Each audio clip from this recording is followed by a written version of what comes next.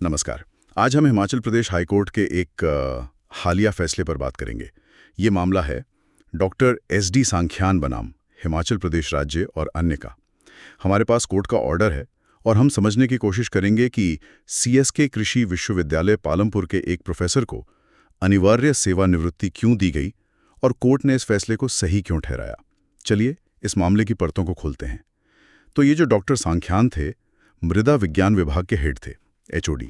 उन्हें 2003 में compulsory retire कर दिया गया।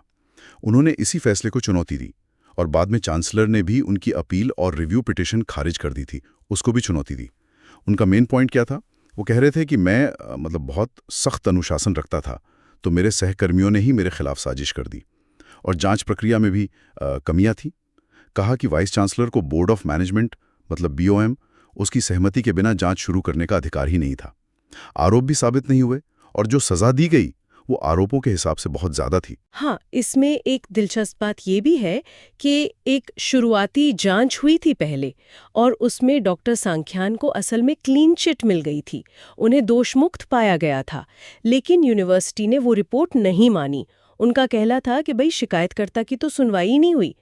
तो इसके बाद फिर से जांच हुई, कई राउंड हुए। अच्छा, तो फिर यूनिवर्सिटी का क्या पक्ष था? यूनिवर्सिटी कह रही थी कि पूरी प्रक्रिया नियमों के हिसाब से ही हुई है और कुलपति को जांच शुरू करने की शक्तियां बीओएम ने ही दी थी, डेलीगेट की थी। और जहां तक आरोपों की बात है तो 8 में से 5 आरोप तो साबित हुए थे। और ये 5 आरोप क्या थे, कुछ अंदाजा? हाँ, ये महत्वपूर्ण थे। जैसे कुलपति ने कहा था कि अंतर्राष्ट्रीय सम्मेलन के लिए टीचर्स के नाम भेजिए, इन्होंने समय पर नहीं भेजे। एक और सहकर्मी थे डॉक्टर एसपी शर्मा। उनकी शिकायत थी कि उनकी पर्सनल फाइलों से छेड़छाड़ हुई है। उस शिकायत को आगे नहीं बढ़ाया। फिर कुलपति ने अचानक इंस्पेक्शन किया तो ये वहां मिले नहीं और कोई संतोषजनक जवाब भी नहीं दिया। गैर शिक्षण कर्मचारियों को कथित तौर पर परेशान करने का भी आरोप था। और एक और अहम बात, बीओएम ने फैसला किया था कि इन्हें किसी और पद पर नियुक्त किया जाए, इन्होंने उस फैसले को भी नहीं माना। तो ये सब आप देखें तो बार बार आदेशों को न मानने वाली बात थी। हाँ, ये तो सिर्फ कोई छोटी मोटी प्रशासनिक चूक नहीं लग रही, ये तो सीधे सीधे सीनियर्स के निर्देशों की अवहेलना है। शायद इसीलिए यूनिवर्सिटी ने इसे गंभीरता से लिया होगा। तो एक तरफ प्रोफेसर कह रहे हैं प्रक्रिया गलत, दूसरी तरफ यूनिवर्सिटी कह रही है सब नियम से हुआ। तो कोर्ट ने सब पर क्या कहा, यह जानना जरूरी है। बिल्कुल। देखिए, कोर्ट ने यानी जस्टिस सत्येंद्र वैद्य ने सबसे पहले यही साफ किया कि जुडिशियल रिव्यू यानी न्यायिक समीक्षा का जो दायरा है ना, वो काफी सीमित होता है। कोर्ट का काम ये देखना नहीं कि फैसला सही था या गलत। कोर्ट सिर्फ ये देखती है कि फैसला लेने की जो प्रक्रिया थी वो सही थी या नहीं, उसमें कोई गड़बड़ी तो नहीं हुई। अच्छा, मतलब कोर्ट खुद मेरिट्स में नहीं जा रही थी कि प्रोफेसर दोषी थे या नहीं, बस प्रक्रिया देख रही थी कि यूनिवर्सिटी ने ठीक से निभाई या नहीं। ये तो एक अहम लीगल पॉइंट है। एकदम सही। और कोर्ट ने पाया कि जांच प्रक्रिया में कोई बड़ी कानूनी गड़बड़ी नहीं थी, कोई अनियमितता नहीं मिली। डॉक्टर सांख्यान को अपना पक्ष रखने का पूरा मौका दिया गया था। कोर्ट ने यह भी माना कि जो जांच अधिकारी के निष्कर्ष थे वो सबूतों पर आधारित थे, मतलब मनमाने या तर्कहीन नहीं थे। और यूनिवर्सिटी के जो अपने नियम हैं, स्टैट्यूट्स, उनका पालन किया गया था। और वो जो तर्क था कि सजा बहुत ज्यादा है, अनुपातहीन है, उसका क्या हुआ? कोर्ट ने उसे भी खारिज कर दिया। कोर्ट का मानना था कि बार बार आदेश न मानना, निर्देशों की अवहेलना करना, ये गंभीर कदाचार है, सीरियस मिसकंडक्ट।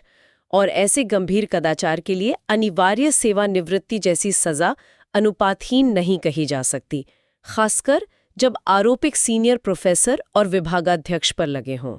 एक और दिलचस्प बात इसमें थी, कोर्ट ने यह भी नोट किया कि बीओएम ने तो पहले शायद बर्खास्तगी का प्रस्ताव रखा था। हाँ, बिल्कुल। शुरू में तो बोर्ड ऑफ मैनेजमेंट ने डिसमिस करने का ही प्रस्ताव रखा था, लेकिन फिर डॉक्टर सांख्यान ने अनुरोध किया, जिसमें उन्होंने स्वैच्छिक सेवानिवृत्ति यानी वीआरएस का विकल्प भी दिया था और उनके सर्विस रिकॉर्ड को भी देखा गया।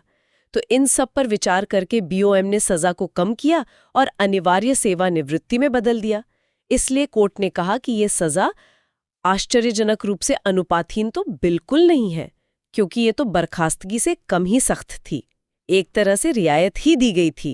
तो अंत में नतीजा ये रहा कि हाईकोर्ट ने डॉक्टर सांख्यान की याचिका खारिज कर दी और अनिवार्य सेवानिवृत्ति का जो आदेश था उसे सही ठहराया, बरकरार रखा। हाँ, और ये मामला हमें सोचने पर मजबूर करता है कि किसी भी संस्थान में, चाहे वो अकेडमिक हो या प्रशासनिक, व्यक्तिगत आचरण कैसा हो, नियमों का पालन कितना जरूरी है और अनुशासन बनाए रखने के लिए जो कार्रवाई होती है, इनके बीच संतुलन बनाना कितना मुश्किल है पर कितना जरूरी भी है।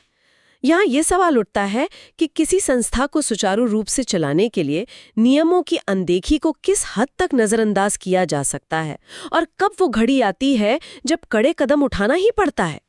ये एक विचार करने लायक बात है।